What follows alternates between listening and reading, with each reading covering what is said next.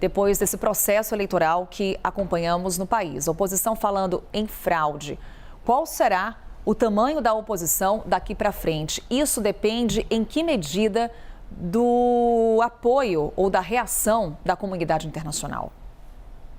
Carol, depende muito da comunidade internacional. Eles fizeram a contestação dos resultados, alegando não terem acesso aos boletins finais de urna. Esta é a grande contestação também dos governos, todos os governos que têm se posicionado, que tem dois grupos de países, um grupo que já está reconhecendo a vitória do Maduro, China, Rússia, alguns países da América Central, a Cuba, são países já aliados ao Maduro, e os outros países que vêm colocando que é preciso ter acesso a esses boletins para garantir, de fato, a transparência.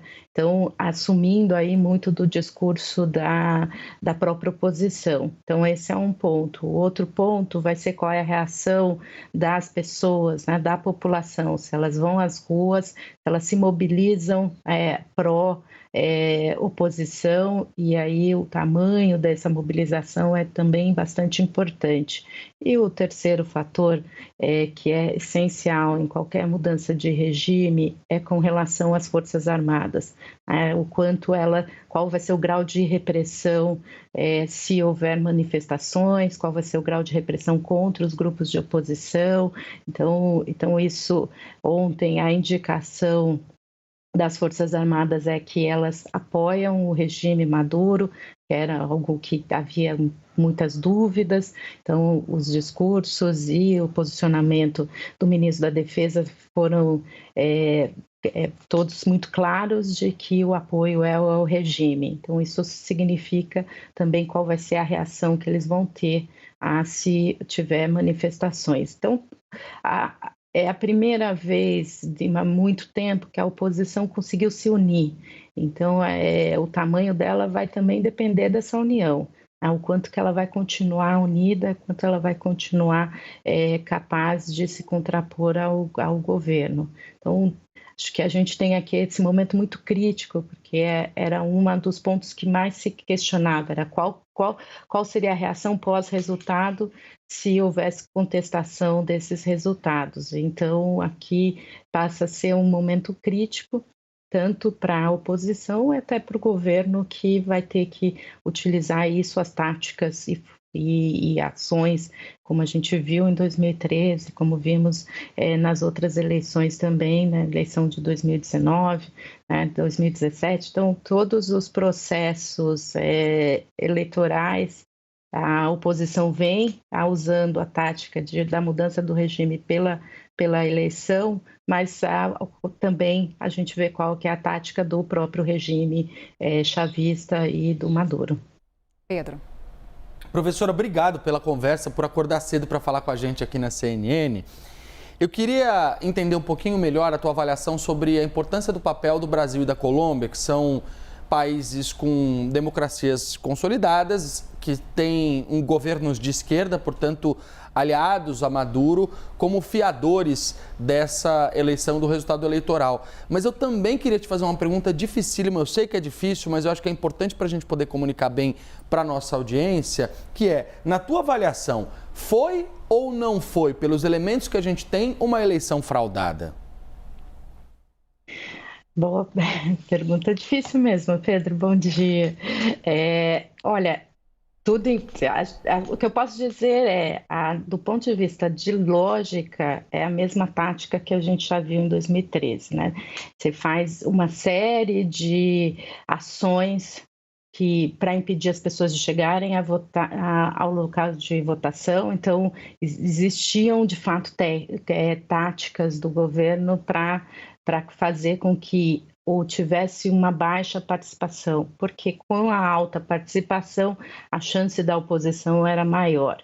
Então, esse é um ponto. O segundo ponto é não fazer a transmissão dos resultados de forma clara, transparente e mostrando todos, é parte também dessa tática de manipular os dados. Então, tudo indica que sim, que a gente teve uma, eu diria que manipulação dos dados ou dos resultados.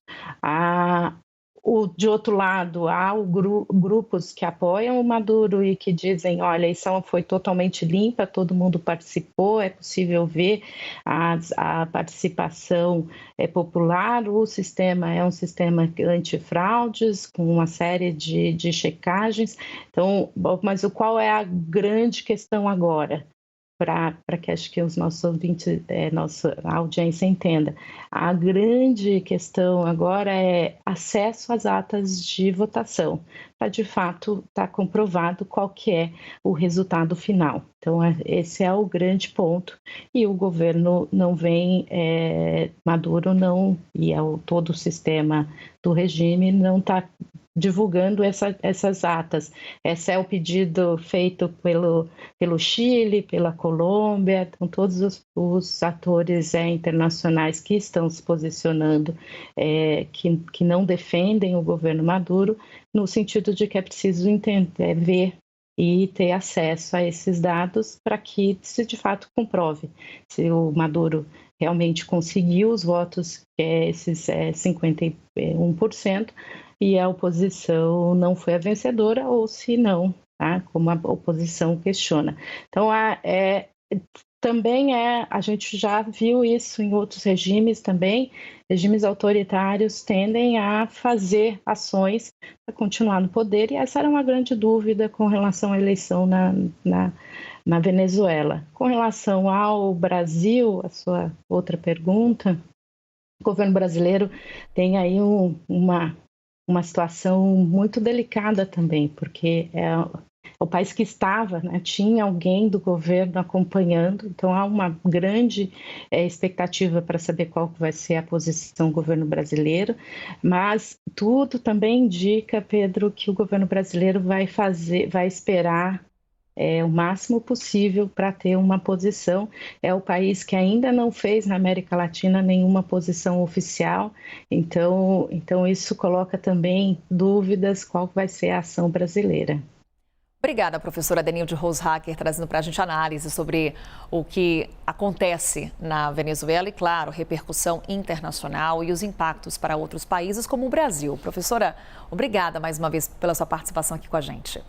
Eu que agradeço. Bom dia.